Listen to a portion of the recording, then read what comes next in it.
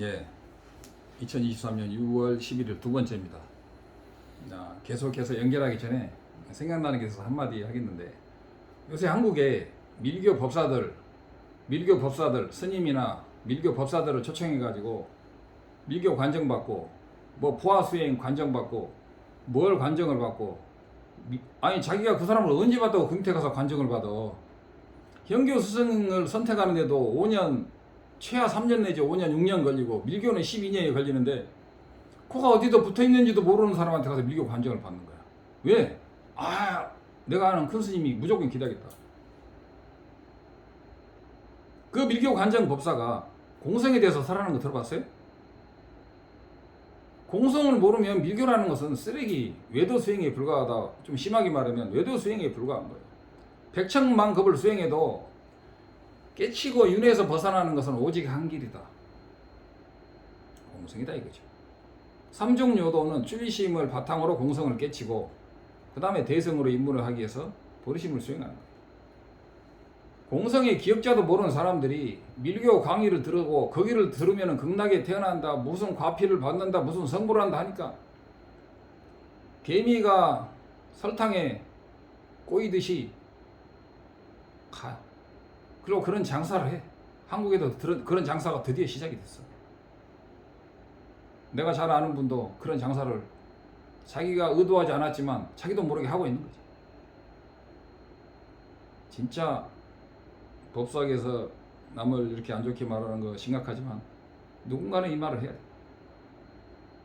그 법사가 공성에 대해서 완벽히 한마디로 단 5분이라도 우리 달라이라마처럼 관정을 줄 때 공성에 대해서 5분이라도 완벽히 강의하고, 람님 강의, 원래 밀교 관정을 주려면 반드시 람님 강의라든가 예비 강의를 해야 돼. 그게 바로 공성과 보리심 강의야. 그 밀교 법사가 공성과 보리심, 특히 공성에 대해서 아냐고. 그런 법사한테 들어봤냐고. 법사가 코가 누군지도 모르고 무슨 강의 할지도 모르면서 유명하다고 큰 자리에서 초청해서 유명하니까 간다고. 그 사람을 라마로 섬겨가지고 정말 후회하지 않을 자신 있어요? 그 사람이 뭐 하는 사람인지 알아요? 저는 정말 위험한 짓을 요새 시작되었다고 봅니다. 진짜 심각해요. 날란다가 망한 이유도 밀교가 현교보다 우세에 있었기 때문에 날란다가 망한 거예요. 우리나라는 날란다 말기 증세기 벌써 시작됐어요. 티베트불교가 이제 들어와서 시작도 제대로 안 됐는데 벌써 티베트불교의 말기 증상, 안 좋은 증상이 벌써 나타났어요. 심각하죠.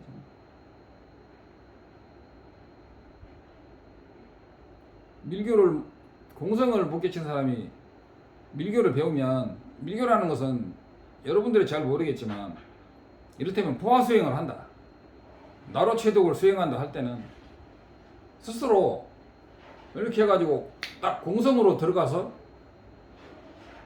줄 알아야 되고, 공성에서 생기를 해야 돼. 그리고 본심이 없으면 생기해도 소승의 과밖에 못 얻고, 소승의 과의 성자가 된다는 것도 지극히 어려워. 공성을 생기를 하려면 중론을 마스터해야 돼. 근데 생기를 못해. 그냥 억지로 내가 텅 빈 상태에서 본전으로 생기를 하니까 그게 억지 추장이 돼가지고 밀교, 외도의, 힌두의, 실제로는 힌두인데 모습만 관세음 보살이다. 내가 모습만 무슨 본전으로 생기를 하는 것이지 아니다 이거지.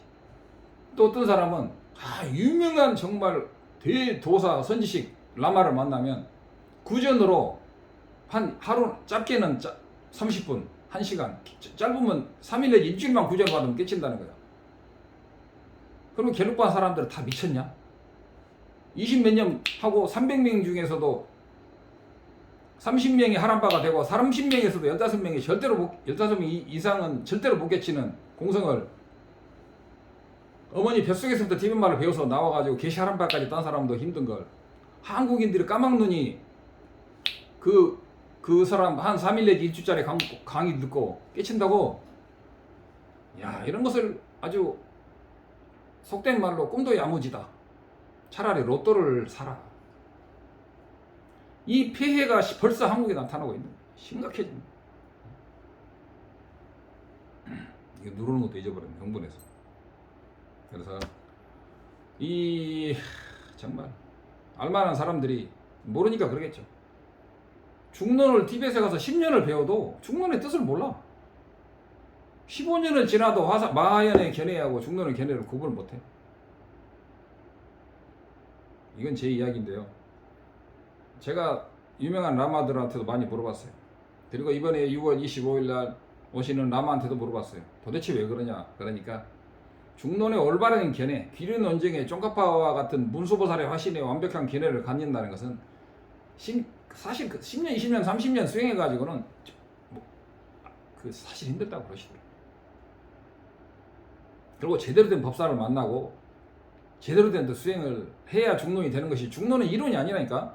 내가 인욕을 하지 않는데 어떻게 중론을 깨쳐? 내가 어떻게 성자가 돼?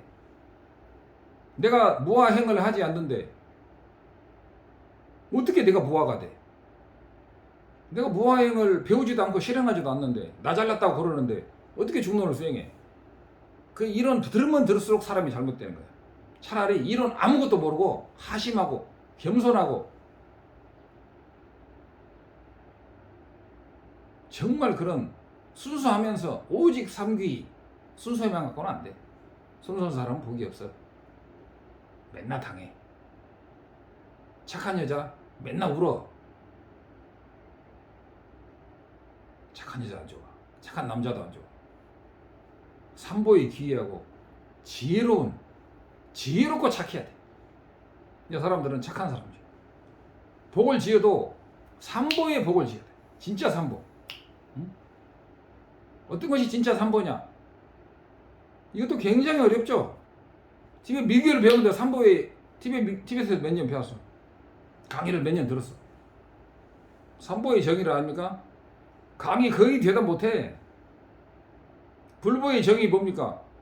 3년 동안 티벳 강의 들었는데 스님 갑자기 물어보시면 어떻게 해요? 그래.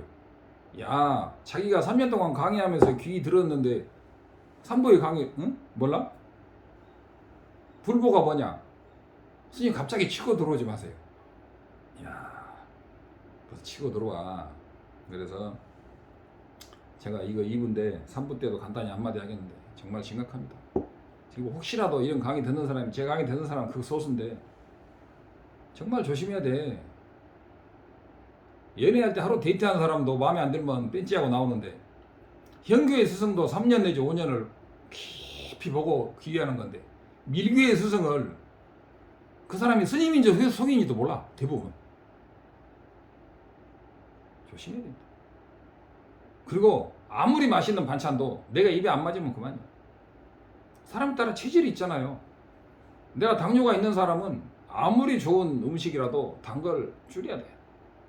놈들이 아무리 좋다 해도 내가 완벽한 확신이 없으면 아닌 거라니까.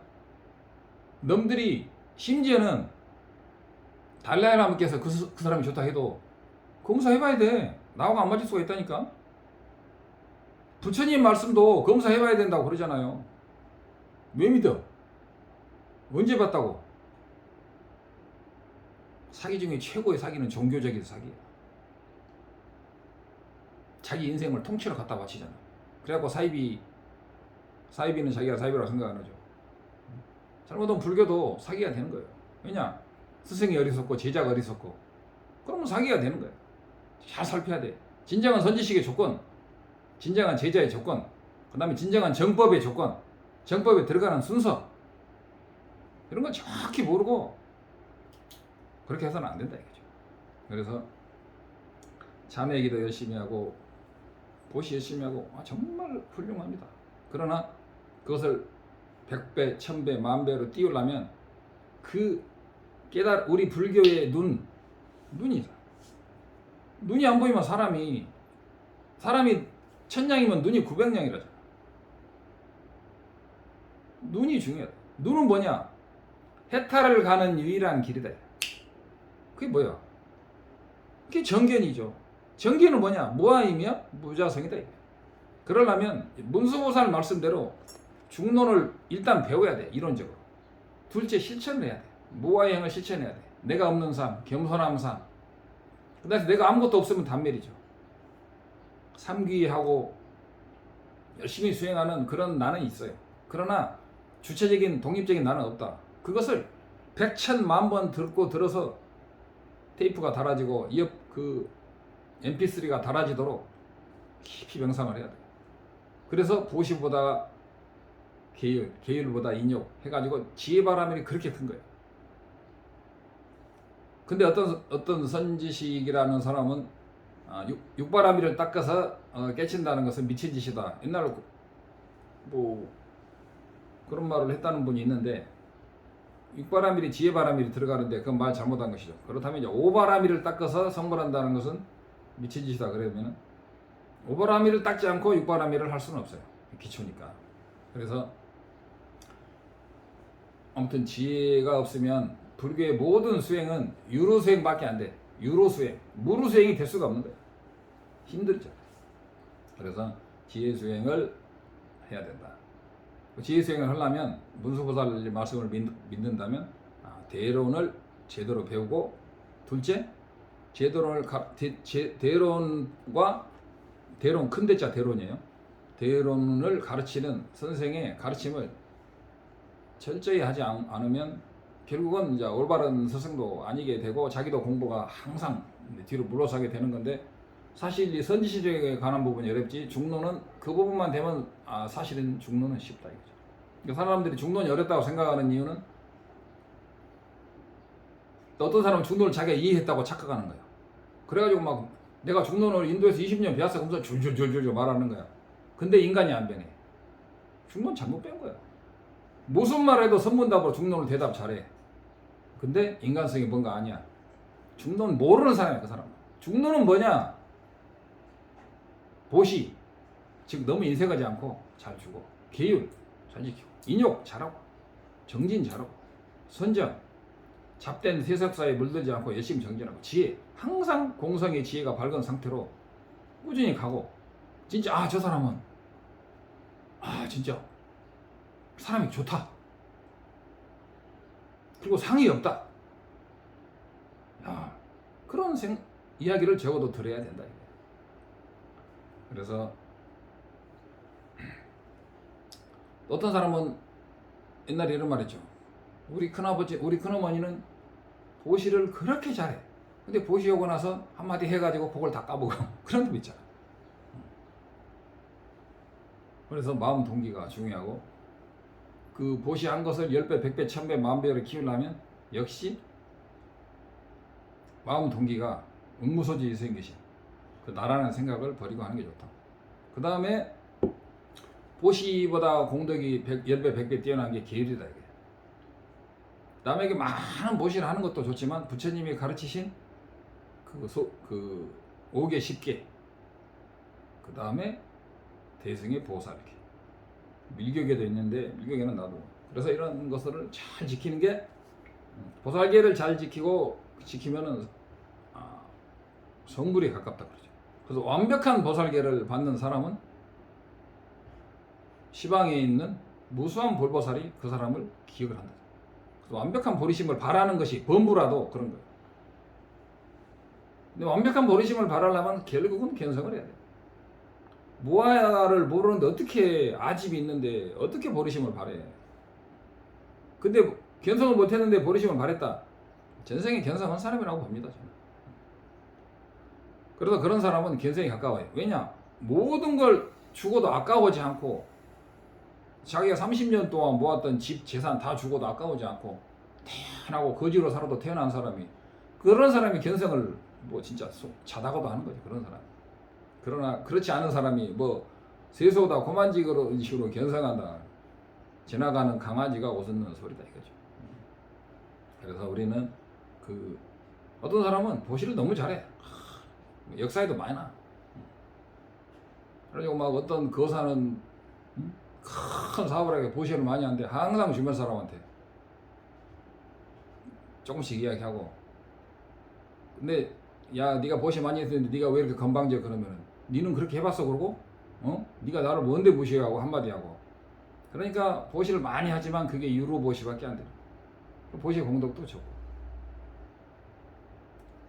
뭘 하든 상의 없이 하는 게 가장 중요하다. 그래서 상의 없이 하는 금강경 사국에 한 번 강의하는 게 삼천 대천 세계의 수만큼 크기만큼 칠보로 보시를 하는 것보다 산수로 숫자로 비교할 수 없이 공덕이 크단 말이야. 상이 없는 보시는 그만큼 대단하다. 단돈 10원, 100원을 보시해도 그 상이 없는 보시를 해야 돼. 그럼 상이 없는 보시 하려면 뭐냐? 죽놈 배워야 돼. 그게 불교의 눈이고 부처님이 이 세상에 오신 뜻이다 이거야. 근데 요새는 티베트 불교가 들어오기 시작하니까 티베트 불교 이제 밀교 가지고 장사를 하는 인간들이 나오기 시작하고 안 좋은 게 먼저 들어와. 공성을 공부하는 것은 기나긴 길이라고 해가지고 사람들이 잘 안 와. 심지어는 하사도 금생에 대한 욕심을 버리고 다음 생에 잘 태어나는 수행을 하기 위해서 네가 금생에 대한 욕심을 좀 비워라. 하루에 12시간 이러지 말고 6시간만 일해. 그리고 그거 가지고 밥 먹으니까 공부 좀 해라. 스님 아니에요. 제가 돈 쓸 데가 많아요. 어머니한테 효도도 해야 되고요. 자식도 키워야 되고요. 저도 약값을 먹여야 되니까. 제가 10시간을 해야 돼요. 100% 후회합니다. 죽을 때. 죽을 때 후회하지 않는 자가 승리하는 자예요.